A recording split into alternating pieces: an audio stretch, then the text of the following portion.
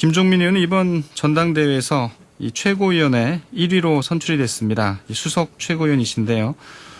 쟁점 현안들에 대한 입장 들어보도록 하죠. 김종민 의원님 안녕하세요. 예, 안녕하세요. 김종민입니다. 예, 먼저 그 지난 전당대회에서 이 압도적인 표차로 1위를 차지하신 점 축하를 드리고요. 예, 감사합니다. 예, 특히 이제 권리당원 투표에서 보니까 이제 4분의 1 이상의 표를 얻으셨더라고요. 예, 예. 이렇게 표를 많이 받으신 이유는 뭐 자체 분석을 좀 해보셨을 것 같은데요. 예, 그 권리당원들이 압도적으로 지지해준 이유는 예, 좀 개혁을 분명하게 추진했으면 좋겠다. 이런 바람이 반영된 거라고 좀 생각합니다. 예, 지난 그 20대 국회에서 정치개혁이나 검찰개혁을 우리 당에서 추진을 해왔는데요. 그게 이제 아직 미진하고 또 이제 마무리해야 될 게 많이 있으니까 좀 근본적인 개혁을 좀 해봐라 이런 의미에서 예, 표를 주신 것 같아요. 예. 이 표를 많이 받다 보면 사실 좀 책임감도 더 커지고 부담도 커질 수 있는데 어떠신가요? 맞습니다. 그러니까 그 전에 20대 때 제가 의정활동을 하던 거하고 또 예. 최고위원이 돼서 이렇게 표와 또 기대를 또 제가 책임져야 되는 이런 상황에서 이제 한마디 한마디가 예, 아무래도 다릅니다. 좀 그렇죠. 더 고민하게 되고요. 더 신중하게 되고 더 좀 적극적으로 좀 이 상황을 좀 어떻게 타개해 나갈까 이 고민을 많이 하게 됩니다. 예. 뭐 코로나19도 그렇고 뭐 여러 상황들이 녹록치가 않은데요. 이제 개혁에다가 방점을 찍으셨는데 구체적으로 네. 어떤 개혁이 가장 중요하다고 보시나요, 지금? 크게 보면 우리가 이제 권력을 개혁하는 것과 또 예. 민생 국민의 삶을 바꾸는 것 두 가지가 우리의 개혁의 큰 주제인데요. 예. 이 두 가지 중에 어느 한 가지만 할 수는 없는 일입니다. 일단 특히 이제 권력개혁이라고 하는 게 이제 검찰도 있고 그리고 또 행정부도 있고 또 국회도 이제 개혁돼야 되는 권력인데 우리 권력기관들이 민주적인 권력이 돼서 국민들의 신뢰를 받아야 이런 여러 가지 사회적 대타협이나 구조조정이나 고통분담이나 이런 민생개혁을 위한 사회적 합의가 가능하거든요.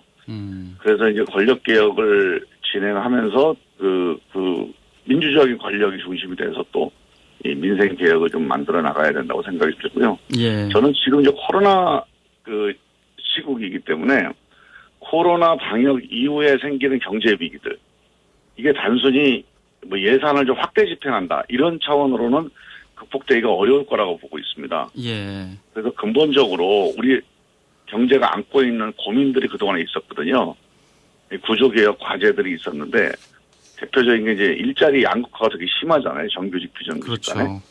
대기업, 중소기업. 근데 이런 문제들이 이번 코로나 위기로 인해서 저는 훨씬 더 이제 증폭되거나 아니면 노출될 거라고 생각을 합니다. 그러면 이런 부분들을 해결하기 위한 대책이 코로나 이전에도 고민이 됐었지만 코로나로 인해서 훨씬 더 그 위기의 증상이라든가 아니면 그 영향이 되게 커질 거다. 네. 거기에 대한 대책을 우리가 어떻게 세울 거냐. 단순히 우리가 위기 관리 정도에서 대책을 세울 거냐. 아니면 이런 위기를 극복하는 그런 기회에 이거를 또 전화위복으로 삼아서 아예 우리 이런 양극화를 해소할 수 있는 그런 구조개혁의 어떤 전기로 만들어낼 거냐. 네.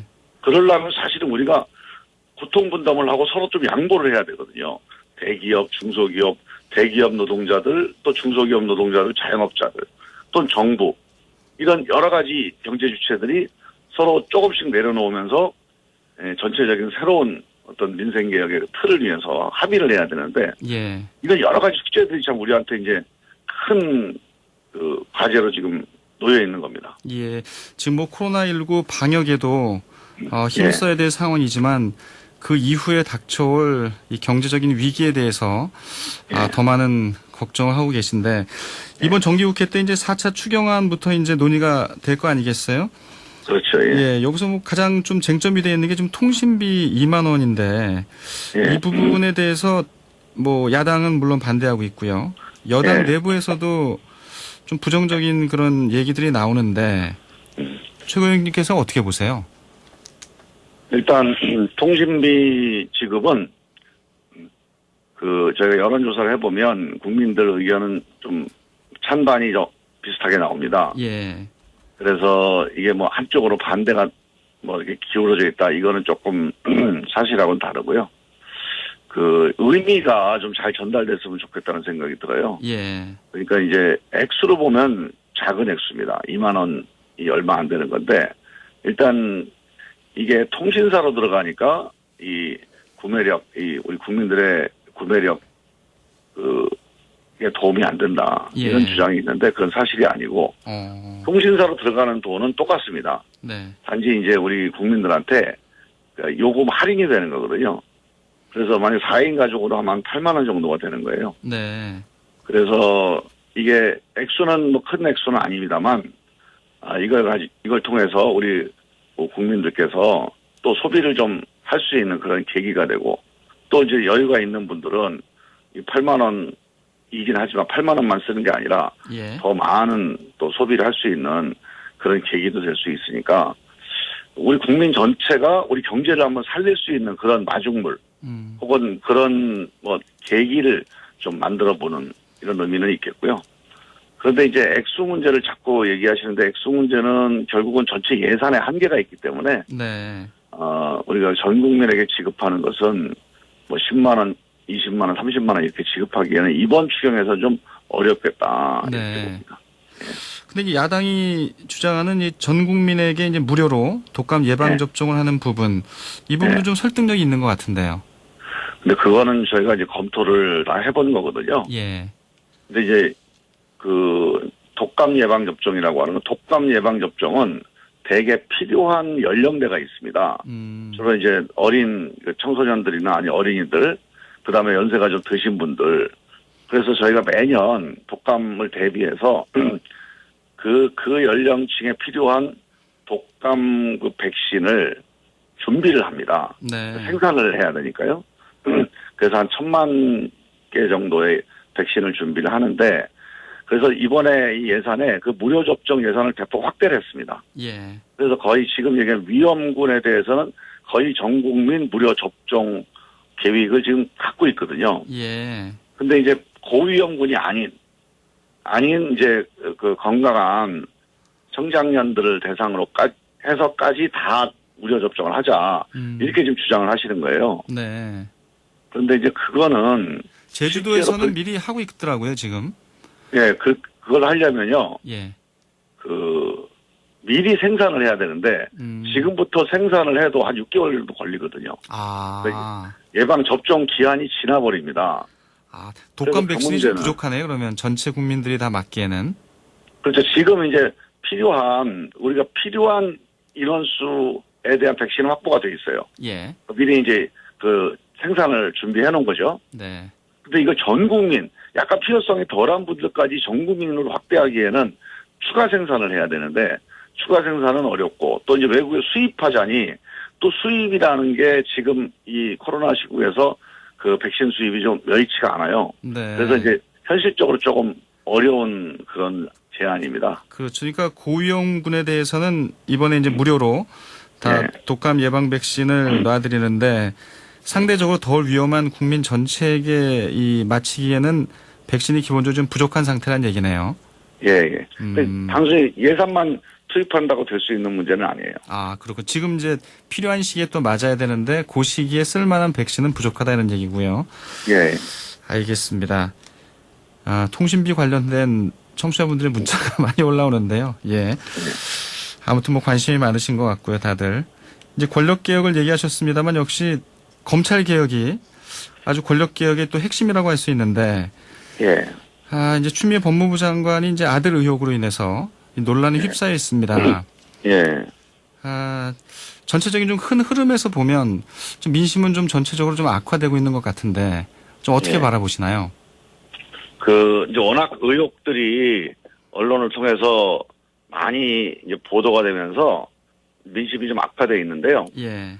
지난주에 저희 당에서 좀 사실관계를 여러 가지 확인을 많이 했습니다. 예. 그래서 제가 개인적으로 이렇게 쭉 확인해 본 결과를 보면 실제로 규정을 위반해서 휴가를 허락을 했던 그런 사실은 없어요. 그리고 그 담당 결제 책임자가 네. 그렇게 분명하게 증언을 하고 있거든요. 그리고 이제 문제는 이제 기록이 좀 제대로 안 남은 건데, 그러니까 기록 전체가 없는 게 아니고 그 당시에 휴가를 처리했던 기록, 이른바 연통 기록, 연대 그 통합 행정 기록은 예. 남아 있습니다. 그런데 그거에 대한 이 부과되는 이제 첨부되는 서류가 이제 보관이 안 돼 있는 거고요. 그래서 전체적으로 보면 이게 특혜다, 황제휴가다, 이건 사실은 아니라고 좀 판단을 합니다. 예. 그런데 문제는 이제 그 과정에서 뭐 보좌관이 전화를 했다거나 뭐 이런 이제 전화를 했던 것이 좀 부적절하다, 이런 의견들이 있는데, 그것도 저희가 이제 확인을 최대한 해봤는데 뭐 받은 사람이나 한 사람이나 정확하게 기억을 못 하고 있습니다. 그런데 대개 이제 이게 만약에 압력 전화였거나 명백한 청탁, 그러니까 규정을 위반해서 뭔가 특혜를 요구하는 전화였다면 제가 보기에는 이제 그게 기억도 될 거고, 아니면 그게 지금까지 이렇게 문제가 안 되지는 않을 텐데, 네. 그러니까 지금 이제 주장하는 바로는 단순 문의 전화였다, 규정에 대한 문의 전화였다는 건데요. 예. 규정에 대한 문의 전화 정도였으면 제가 보기에 이거 법적으로 문제 삼거나, 아니면 또 부적절하다고 보더라도 이걸 우리가 뭐 장관을 사퇴할 정도까지 이렇게 정치적으로 문제를 삼을 만한 그런 사안은 아니지 않나, 이렇게 판단을 하고 있습니다. 이제 수사를 이제 서울 동부지검에서 하고 있는데, 예. 검찰에서 좀 더 수사를 좀 빨리 했었으면 이런 논란이 좀 커지지 않았을까라는 생각도 드는데요. 근데 이제 그게 저도 똑같은 생각입니다. 검찰이 왜 이렇게 수사를 예. 미뤘나 하는 생각이 드는데, 제가 그래서 이 담당 검사는 제가 잘 모르겠고, 이 검찰 잘 아는 분들한테 한번 물어봤어요. 이게 왜 이렇게 수사를 안 했을 것 같냐. 예. 그랬더니 복수로 많은 분들이 그렇게 얘기해요. 이 사건 자체가 범죄 혐의가 성립되기가 어려운 사건이다. 그런데 또 이거를 무혐의로 처리해버리면 또 장관이라고 봐준다고 또 이제 여론이 또 안 좋게 보니까, 사실 담당 검사 입장에서는 수사를 하기가 쉽지가 않았을 거다, 이렇게 이제 해석을 하는 사람들이 있더라고요. 예. 그 말이 좀 뭐 일리가 있는 것 같긴 한데, 저는 그렇더라도 이렇게 사회적으로 중요한 사건은 빨리 수사를 해서 검찰이 좀 뭐 부담이 되더라도 이게 혐의가 있으면 있는 대로, 없으면 없는 대로 분명한 처리를 했어야 되는 거 아니냐. 그게 좀 그렇죠. 아쉽습니다. 너무 수사가 지금이라도, 오래되니까요. 예. 빨리 좀 수사를 결과를 내놔야지 오히려 검찰의 입장을 좀 판단할 수 있는 또 이 근거가 될 수 있을 것 같고요. 그래서 이거는 이제 추미애 장관 입장에서는 예. 이 자기 수사를 안 하니까 이제 사건이 안 끝난 상태로 계속 가니까 네. 마치 뭐가 있는 것처럼 오해를 받아서 추미애 장관 입장에서 상당히 불만이고, 예. 또 이제 문제 제기하는 측에서는 이거 장관 눈치 보느라고 안 하는 거 아니냐, 또 이렇게 또 오해를 하게 되고, 예. 또 양쪽 다 지금 이제 불만인 상태거든요. 또 이제 저는 주말을 지금이라도 빨리 예. 해야 될 것 같아요. 주말을 거치면서 황 의원이 또 논란에 또 중심에 섰는데, 좀 어떻게 보세요? 여당 의원들의 좀 과잉 옹호가 좀 문제 해결을 더 어렵게 한다는 지적도 있거든요. 뭐 이제 표현상 예. 이게 이제 그 단독범이다라고 이제 범죄자로 단정한 이런 표현이 좀 적절치는 않았다고 보는데요. 근데 이제 그 문제의 취지 또는 이제 그렇게 뭐 문제 제기를 하게 된 것은 그 이 당직사병의 문제 제기가 사실은 이 전체적인 큰 사건의 방아쇠 역할을 한 거거든요. 예. 근데 이제 당직사병이 사실상 착오를 일으켜서 문제 제기를 했을 가능성이 높아지고 있어요. 왜냐하면 당직사병이 모르는 내용, 모르는 상태에서 결제가 다 끝난 거거든요. 결제 끝난 걸 모르는 상태에서 그 결제권자가 와가지고 이건 결제된 거다라고 얘기했는데, 이 당직사병은 그 사람이 결제권자인지 모르고 마치 육군본부에서 무슨 압력이 있어갖고 내려온 사람으로 착각을 한 거예요.